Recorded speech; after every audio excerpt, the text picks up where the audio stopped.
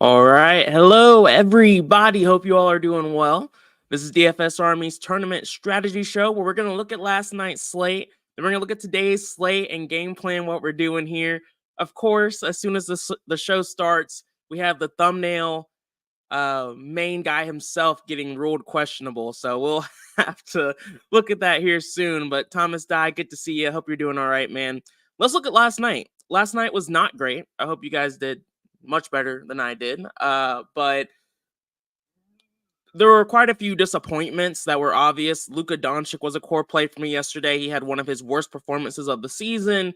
Maxey disappointed. Lonnie Walker got hurt. There were quite a few disappointments, but there were still quite a few plays that went well. They just didn't end up in the right lineups for me. Ish Smith wasn't someone I was getting a ton of yesterday, but he was pretty popular. Dennis Smith Jr., we saw him show up a bit naturally in the domination station, so that was fine. Brandon Miller was someone I forced exposure to last night, needed way more of him. Anthony Davis, we were over the field on. That wasn't a surprise. Miles Bridges, we forced exposure to. Oh, yeah, this is the $100,000 winning lineup. I don't remember if I mentioned that, but this is the nuts line. Miles Bridges made it there. Brandon Ingram made it. I was on Zion. Zion started off hot, went a little worse. Brandon Ingram was actually the guy you wanted there. That happens sometimes. Cam Johnson was a core play. That went well. Okongwu was in every lineup. Was a little nervous about him at first, but he ended up getting there. So, again, not the best night, but those things happen sometimes. Just got to keep on keeping on. MB, hope you're doing all right. Michael Ortiz, I'm right there with you, man. But today is a new day. And I like this slate a little bit more, too. So we'll see. Granted, that was before the Luka news, but it's fine. It's okay. Starting off, we have the Rockets going up against the Pacers. I like the Rockets tonight. That's not a super unique opinion. I think these guys will see a decent amount of ownership. We have one of the better value options on the slate here, but honestly, they're not as chalky as I thought they were going to be. Starting out for the Rockets, Fred VanVleet is out. That's the really big piece of news here. For those of you that don't know, the Rockets play a lot, and so their starters do. So Fred VanVleet, with him getting ruled out, that's roughly 30 to 36, 37 minutes that are now gone and going to other players. As of right now, it's looking like Amen Thompson should start for Fred VanVleet in this spot, which at 4,100, a guy with his usage rate could definitely be in a really strong spot today. And so he's chalky for a really good reason in my mind. So I'm not trying to fade him by any means. But with Fred VanVleet gone, that does open up the usage rate here. And then also we're looking at the highest total game on the slate. And you all know I'm never trying to shy away from those game environments. So we see Şengün at 9K. The interesting thing about a matchup against the Pacers is that the Pacers aren't actually super bad at defense. They just play at a really fast pace. So it creates for really strong game environments. 9K Şengün is one of the pricier price tags we've seen on him in a good chunk of time. But I'm not going to overthink it. The ownership is concerning, 23%. Ideally, I'll be close to field weight. Early runs, he's showing up for me slightly above the field. So as long as I don't have to force too much, I'm okay with him. And I like seeing him show up. Jalen Green is a potential leverage play for me on this slate, increasing usage without Fred VanVleet. Cam Whitmore, I'm looking at as a potential sneaky low-owned option. I think Whitmore is someone who might see a little bit more run than we expect for him to, and there's also a chance he could end up potentially starting tonight as well. I expect Amen to, but there's always a chance there. I think Aaron Holiday could also see a few more minutes, so we're seeing decent projections on both of them. The price tag on Cam Whitmore is really why he's not seeing as much ownership as some of the other guys here, but ideally I'll be around field weight, probably 10 to 15% to have a little bit of leverage there, but we'll see. I feel really good about Amen. Aaron Holiday, I would like to be around field weight exposure on too, but he's not the most consistent player, so I'm not trying to go too crazy here, making him a leverage player or making him a core player, anything like that. But yeah, long story short, I like the Rockets. Moving on, we have the Pacers, who are a little hard to talk about, to be honest. Tyrese Halliburton is listed as questionable. Jalen Smith is questionable. Halliburton's the obvious guy here. The good news about this is that we know Halliburton wants to play. If he doesn't play, it's just because they're not going to let him. ideally, Halliburton plays, and I don't have to worry about the Pacers at all tonight, outside of maybe playing Turner. If Halliburton doesn't play, then we'll have to take our shots here on these streaky Pacer players. I think Turner would become much more viable for me if Halliburton's out. And we'll talk about that on the pre-lock show if he actually doesn't end up playing. All right. Let's see. What's everyone saying? What's up, Zolo? Hope you're doing well. Dave, I appreciate you, man. If you all could hit the like, share, and subscribe button, would appreciate that a ton. Zolo, Jabari Smith, and Whitmore are sneaky. I agree. I like Whitmore. Jabari definitely viable too, but I haven't gotten too excited about him quite yet. If Thiessen, we know Eason's out, and he typically performs better in those situations, but he just didn't stand out to me so far. But I'll look a little bit closer later. Phil, what's up, man? Hope y'all are doing all right. The Mavericks are interesting. I really liked Luka today until we got the news that he's now questionable. So we'll have to wait and see what happens here on if Luka's going to actually play or not. We all know how important that is. Nice high total game. Spread is still pretty close. If Luka doesn't play, we're obviously playing Kyrie tonight. I think he was a viable play even with Luka playing tonight.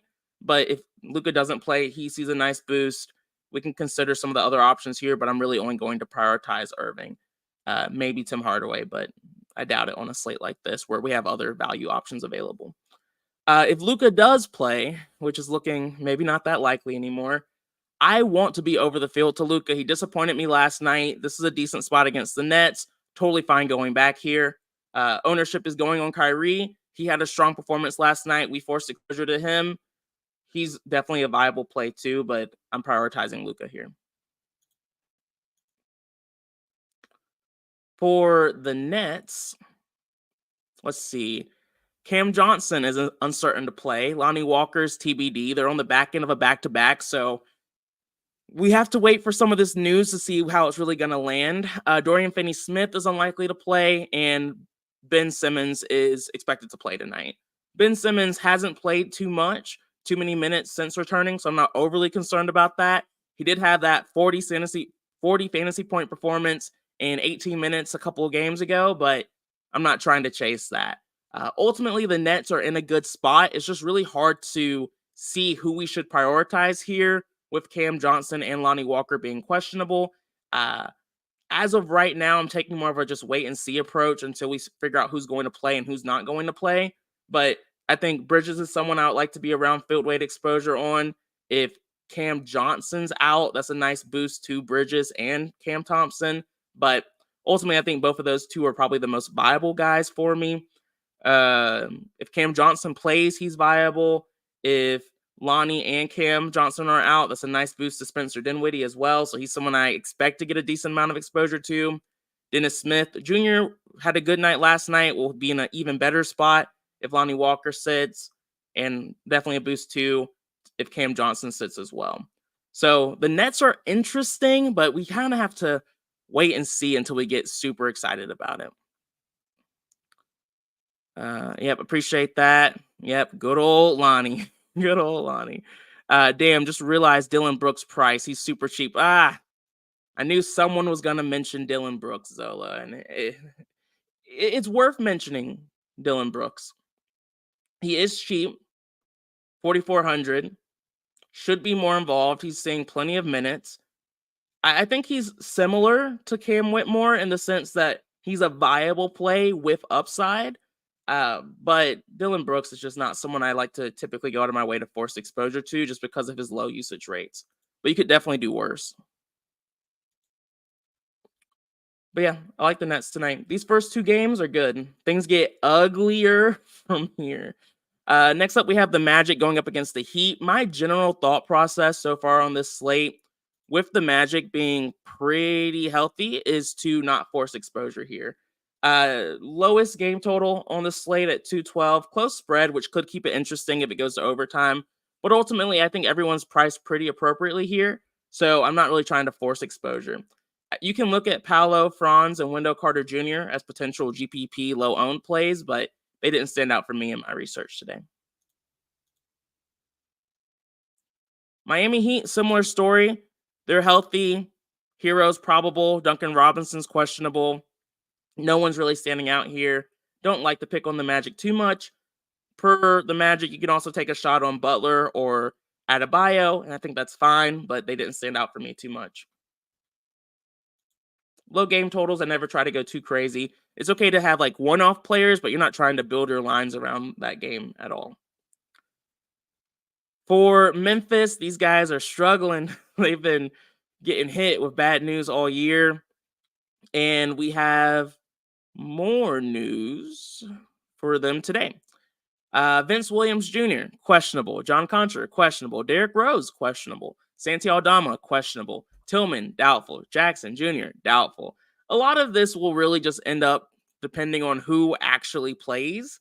But as of right now, I'm not looking to get to this team tonight. I think Aldama and Rhodey could be fine, but unless more of these guys actually end up getting ruled out, I'm not trying to go crazy here. If Contra and Rose end up missing, I mean, there's just so many different variables tonight. It's not really worth digging into too much right now. But if everyone plays, I'm not playing Memphis. If they have some injuries, that's where we see value open up a little bit. Another low game total environment, but the injury news could be enough to make both of these teams viable on this slate, both Memphis and the Knicks. For the Knicks, per the new normal, OG Anunoby is out, Quentin Grimes out, Randall's been out for a good chunk of time. The big thing here with the Knicks is that these guys will play a shit ton of minutes, and that's really all I'm looking for most of the time when it comes to DFS, just because so many guys, their minutes are all over the place. It's nice to see a team that we can trust when it comes to minutes. And the thing I like here too is the matchup is fantastic going up against the Grizzlies. I understand Jalen Brunson at 9,700. I like Brunson tonight, but I can't make him a focal point or a priority for me. It gets a little bit easier to play Brunson if Luka gets ruled out, since I am planning on playing a lot of Luka tonight. But for now, the way things are looking, I'm not prioritizing Brunson. Dante DiVincenzo is another story. I plan on him being a core play for me tonight at 7,400. He's been in fantastic form, playing the minutes, and has a good matchup. If he doesn't come through, that's just bad for me, but he's in a great spot. Isaiah Hartenstein, my guy B-Dubs was on him. Last time around as a leverage play, that went great. He's still playing plenty of minutes, and he has another fantastic matchup here. And in my opinion, he's a little underowned for a 6-game slate. So Isaiah is someone that I'm looking at as a potential leverage play, but I definitely want to make sure I'm at least matching the field on him in a good spot. Josh Hart is fine if he shows up. Again, all of these guys who see plenty of minutes are totally viable. But I'm not going to go out of my way to force him in. Precious Achua, he's been all over the place from a production standpoint, but again, I just love how much he's playing, and I just love the matchup for him as well. So I want to at least be around field weight there, but he's the one I'm a little bit more nervous about. McBride at 3,700 is also extremely viable. Nice price tag. Seeing 20, 25 minutes per game these days, great spot for him. So yeah, the Knicks are in play for me tonight, and that's been the usual here lately. Let's see. Anthony, what's up, man? Said, better spend up SGA, Giannis, or Booker? Ooh, good question. So I haven't had to think about this, to be honest with you, Anthony, since Giannis and Booker aren't on the late slate, but I would still choose SGA over both of them. Also, Anthony, I saw your comment yesterday. I feel like you probably did well because you hit on a lot of those guys who crushed. MB said Claxton may have a game today after being ejected. A little bit more emotion. It wouldn't shock me. I like the game environment. So if Claxton shows up for me naturally, I wouldn't be against him. I wouldn't X him out. But he's not going to be a guy I'm prioritizing. At least he's not standing out for me too much yet. But he's definitely viable. SGA and Booker late night hammers. SGA for sure for me. FanDuel, I haven't looked that closely at it, so I'm not as certain about Booker, but you can play guards against the Bucks, and I think that makes a lot of sense. All right, so yeah, we like the Knicks. Next up, we have another game I'm just not excited about. We have the Timberwolves going up against the Bulls. For the Timberwolves are healthy, and this team is just not great to play when they're all healthy. It looks like Mike Conley's projecting well. All these guys are seeing decent ownership, kind of like the Heat game. You can take shots on some of these guys, one-off shots, but I'm just not making them a priority. Reasoning, low game total, slow pace, decent defenses on both sides. Just hard to get overly excited about anyone here. Bulls are slightly more viable than the Timberwolves just because of their price tag, but still a spot I'm not trying to go crazy on. I think Vucevic could be fine. DeRozan's projecting decently well. Kobe White is viable, but again, I just like other spots a bit more on this slate, but I'm okay with the one-off shots here. Did we just get some news? I feel like I saw news about... Okay, Jalen Williams is at shoot-around today. Perfect timing because the Thunder have Jalen Williams listed as questionable, but with him being at shoot-around, makes it a little bit more likely that he'll play today. And that's Jalen that I'm talking about. Cason Wallace is questionable. Jalen, Jaylin, is also questionable. Mishik is questionable. Waters is questionable. Diang's questionable. Bertans is questionable. None of those guys really matter too much. The main thing we care about is making sure that Jalen with an LEN is playing. And as long as he's playing, I don't really care about the rest too much. Cason Wallace does impact a little bit, but not the way I'm planning on playing this slate. SGA is in a great spot. Second highest game total on the slate. Great matchup against the Jazz. Hard to think of a reason to go out of my way to fade him. So I like seeing that he's showing up. Chet's also in a great spot going up against the Jazz. As of right now, my early runs, he's showing up right around field weight exposure. So not really a situation I have to force exposure to, but if he doesn't show up, I might have to later. And then Jalen Williams is also in a great spot against the Jazz. Want to make sure I get exposure there. Josh Giddey isn't someone I love taking a shot on. Let me see if it's a sim model on him. No, not really, so I'm not going there. So yeah, I'm really looking at Jalen Williams, Chet, and SGA, and that's about it. If we get more injury news, that could make some of the bench players slightly more viable, but that's more of a wait-and-see approach. The Jazz are interesting for me tonight. They are healthy, so there's that. But the Thunder aren't a bad defense. So they're not really a team I typically like to pick on, but they're also not shut down defense either where we have to avoid them. It's just a pretty neutral matchup for most of the team. Lauri Markkanen, we've been playing him a good bit lately. He's been in decent form. Seeing low ownership in the second highest total game, I'm always going to force exposure to this. So Markkanen's looking like a potential leverage play for me. What makes me nervous is just the sim models, not super excited about him. But that's really the only thing. The matchup's pretty solid for Markkanen. Jazz are giving up the ninth most points to versatile forwards. So that makes them stand out a little bit for me. And the game environment's pretty good. So there's a pretty good chance Lauri Markkanen will be a leverage play for me tonight. Colin Sexton was standing out in the sim model. Sim likes Sexton a good bit. Personally, I don't love it as much for him. So I'll probably just end up matching the field on Sexton, but I wanted to at least share that the sim model liked him a lot. Then outside of that, the rest of the Jazz are a little hard to predict just because they play so many freaking guys. But we know there's a lot of potential upside here with guys like Clarkson and Kessler and Keontae George and Chris Dunn. I don't try and force too much exposure to the Jazz typically when it comes to their bench players, just because most of these guys usually have their ceiling games and blowouts.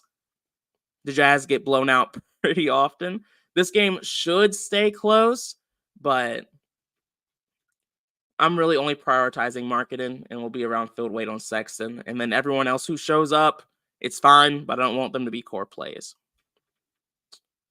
Appreciate that, Zolo. Power said, damn, the value today makes you have to do a minimum of 30 lineups today. Yeah, I mean, I won't say that, but the value does make it so there's a lot of different possibilities for you. And there's a lot of just viable guys in good spots. And thankfully, there's still some low-owned guys like Lauri Markkanen who I think can definitely make it into the nuts lineup tonight too. Zolo, yep, appreciate that. Rodney, what's up, man? Odd Jacks official said, "What the hell is wrong with Cam Thomas? Those Brooklyn guys outside of Claxton are so annoying." Yeah, you're preaching to the choir, man. I hate the Nets so much. There's like a few teams like the Nets that I really don't like, but when we look at the Nets, so many of these guys just have a ton of upside, but they're streaky as all hell. And when you look at their matchups and the games they have ceiling performances in, it makes zero sense. So I always hate seeing them show up, but at this point, I just like to have a mixture. Just want to make sure I have a little bit of all of them. So hopefully they fall on the right line. Cam Thomas 3 up the shots, but they didn't fall. Yeah. He was missing a good bit yesterday. So was Luka. Luka also just didn't shoot that much. Yeah, great question. Okongwu still made it into the Nuts lineup, so I'm not mad at Okongwu, but Luka shot less than he usually, or he had less field goal attempts than he has almost all season. There was 1 or 2 games that he had less in. And then he also had I think only 2 or 3 assists, which is pretty rare for Luka. He is usually pretty good at getting everyone else involved. Maxey just sucked. Maxey does that sometimes. I think someone said it either on this show or on the pre-lock show. They were like, he's just a glossy turd or something like that. He's one of those guys that he has a ton of talent, but the consistency is rarely ever there. Yes, JJ, a polished turd. I knew someone said it. Zolo said, yeah, agreed. Yeah, awesome. All right, well, guys, that's the slate. I do like it a good bit. Hopefully, we get some of that injury news when it comes to the Mavericks nice and early so we can kind of have a good game plan on the pre-lock show. Pre-lock show will be at 5:30 p.m. Eastern today. VIP members only. Link in the description if you're interested in that. Feel free to use promo code BOB if you want a 10% discount. If not, that's fine too. But I appreciate you all and look forward to seeing you later today or tomorrow. Have a good one, guys. Peace out. Bye.